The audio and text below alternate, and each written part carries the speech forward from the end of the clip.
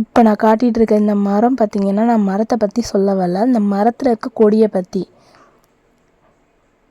இது என்ன கொடி அப்படின்னு நீங்கள் ஃபஸ்ட்டு கண்டுபிடிக்கிறீங்களான்னு பார்ப்போம். ஃபஸ்ட்டு நான் சொல்கிறேன், 3 ஆப்ஷன்ஸ் வரேன்.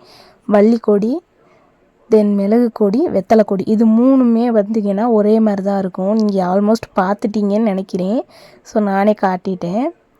ஸோ என்ன அப்படின்னா, இது ஆஃப்கோர்ஸ் கண்டிப்பாக இது மிளகு கொடி தாங்க. மிளகு காய் இன்னும் கிட்டத்தில் காட்டுறேன் பாருங்கள் எப்படி இருக்குன்னு. பாருங்கள், மிளகு கொடி தெரியுதா? மிளகு இன்னும் ஜூம் பண்ணி காட்டினா உங்களுக்கு தெரியுன்ட்டு நினைக்கிறேன். காட்டுறாயிருங்க.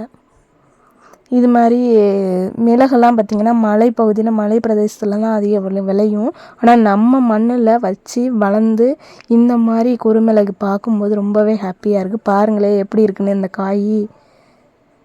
இது மாதிரி உங்கள் வீட்டில் கொடி போட்டு வளர்ந்துருக்கா? நீங்கள் எப்படி மிளகு ஃபஸ்ட் டைம் எடுத்து யூஸ் பண்ணீங்க?